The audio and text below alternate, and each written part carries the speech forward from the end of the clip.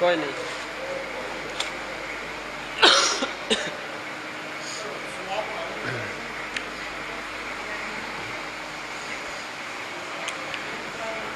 اللهم صل على محمد وآل محمد। कोई नहीं थे पे।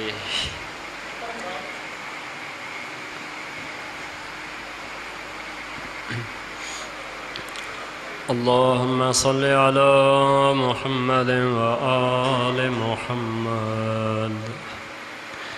بسم الله الرحمن الرحيم.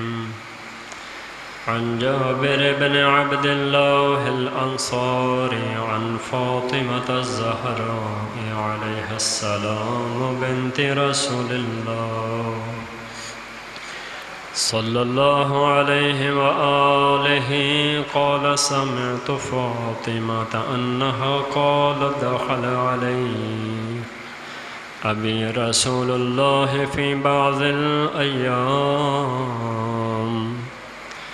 فقال السلام عليك يا فاطمة فقلت عليك السلام. قال إني أجد في بدني ضعفا فقلت له أعيذك بالله يا أبتاه من الضعف. فقال يا فاطمة ائتيني بالكساء اليماني فغطيني به فأتيته بالكساء اليماني فغطيته به وصرت أنظر إليه وإذا وجهه يتلألأ كأنه البدر في ليلة تمامه وكماله. فما كانت إلا ساعة وإذا بولدي الحسن الصلوات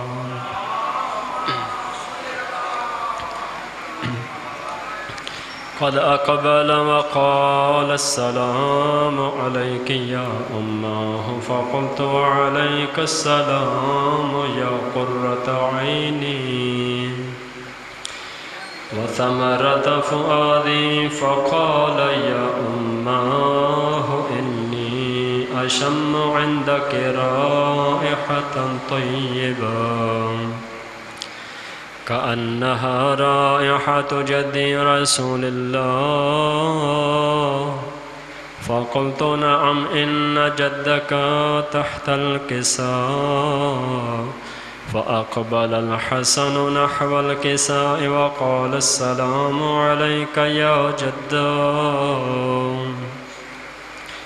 يا رسول الله أتأذن لي أن أدخل معك تحت الكساء؟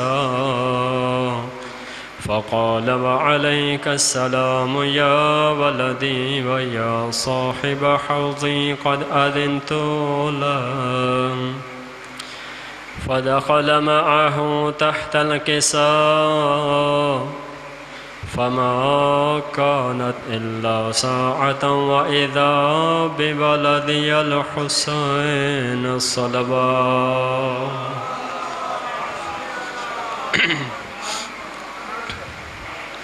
قد أقبل وقال السلام عليك يا أماه. فقلت وعليك السلام يا ولدي ويا قرة عيني وثمرة فؤادي. فقال لي يا أماه إني أشم عندك رائحة طيبة كأنها رائحة جد رسول الله صلى الله عليه وآله. فقلت نعم إن جدك أخاك تحت الكساء. فدنا الحسين نحو الكساء وقال السلام عليك يا جداه. السلام عليك يا من اختاره الله. أتأذن لي أن أكون معكما تحت الكساء؟ فقال وعليك السلام يا ولدي ويا شافع أمتي قد أذنت له. فدخل معهما تحت الكساء فأقبل عند ذلك أبو الحسن علي بن أبي طالب صلوات.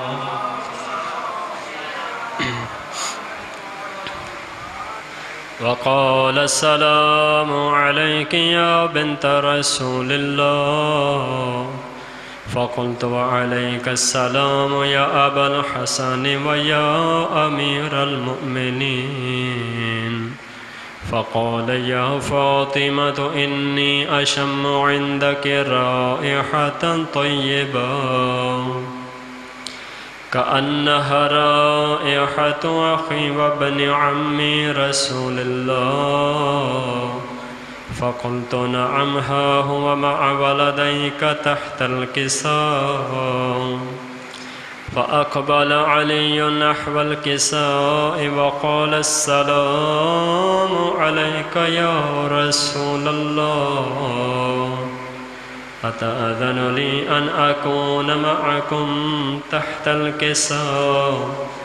قال له وعليك السلام يا أخي ويا وصي وخليفتي وصاحب لوائي قد أذنت لك.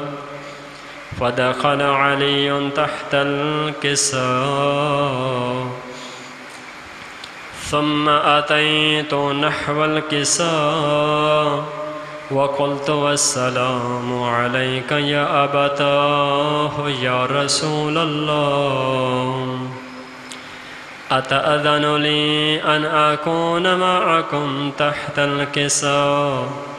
قال وعليك السلام يا بنتي ويا بضعتي قد أذنت لك. فدخلت تحت الكساء فلما اكتملنا جميعا تحت الكساء أخذ أبي رسول الله بطرفي الكساء وأومأ بيده اليمنى إلى السماء وقال اللهم إن هؤلاء أهل بيتي وخاصتي وحامتي لحمهم لحمي ودمهم دمي يؤلمني ما يؤلمهم ويحزنني ما يحزنهم. أنا حرب لمن حاربهم وسلم لمن سالمهم وعدو لمن عداهم ومحب لمن أحبهم. إنهم مني وأنا منهم. فاجعل صلواتك وبركاتك ورحمتك وغفرانك ورضوانك علي وعليهم وأذهب عنهم الرجس وطهرهم تطهيرا.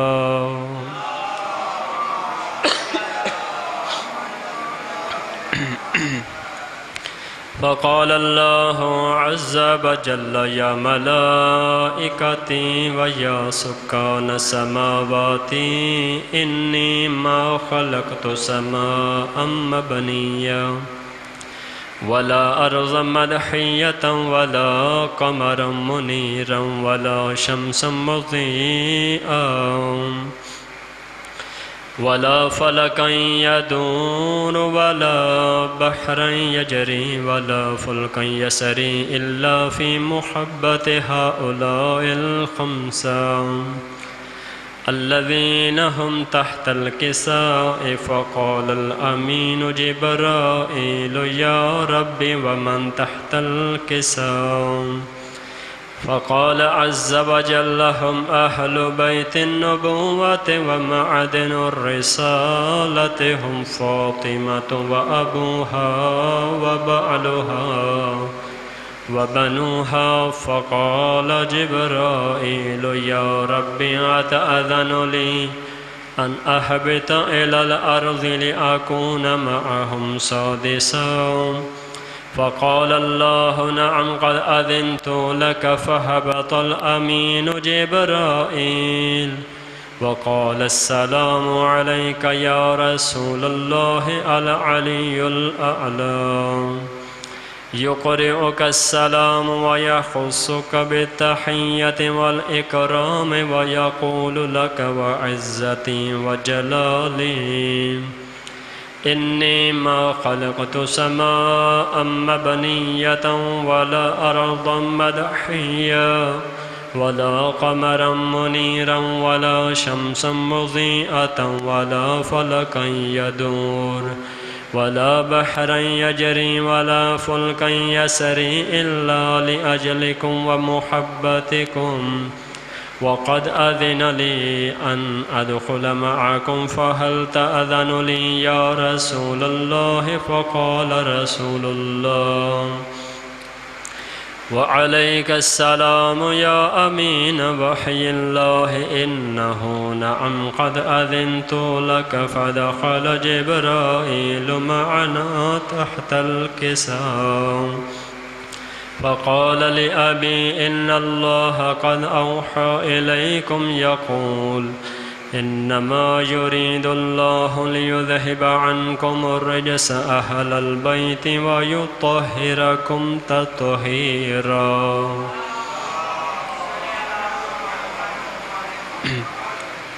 فقال علي لأبي: يا رسول الله، أخبرني ما لجلوسنا هذا تحت الكساء من الفضل عند الله. فقال النبي: والذي بعثني بالحق نبيا واصطفاني بالرسالة نجيا، ما ذكر خبر هذا في محفل من محافل أهل الأرض، وفيه جمع من شيعتنا ومحبينا إلا ونزلت عليهم الرحمة وحفت بهم الملائكة واستغفرت لهم إلى أن يتفرقوا. فقال علي: إذا والله فزنا وفاز شيعتنا ورب الكعبة. فقال النبي ثانيا: يا علي، والذي بعثني بالحق نبيا واصطفاني بالرسالة نجيا، ما ذكر خبرنا هذا في محفل من محافل أهل الأرض، وفيه جمع من شيعتنا ومحبينا، وفيهم مهموم إلا وفرج الله همّا، ولا مغموم إلا وكشف الله غمّا، ولا طالب حاجة إلا وقضى الله حاجته. فقال علي: إذا والله فزنا وسعدنا، وكذلك شيعتنا فازوا وسعدوا في الدنيا والآخرة ورب الكعبة. صلوات.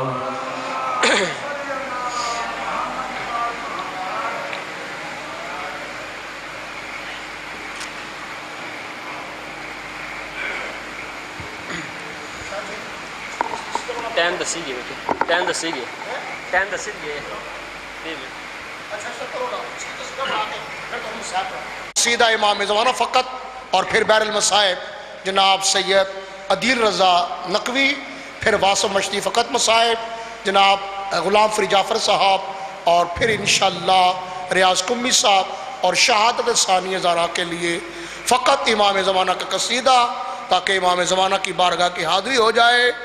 ये बात मान लीजिए तकरार के बगैर, और महशर न बर्पा होगा 12वीं सरकार के बगैर। मेहदी यहाँ सजाएंगे अब्बास का अलम, कब बना इसलिए मीनार के बगैर। नारा हैदरी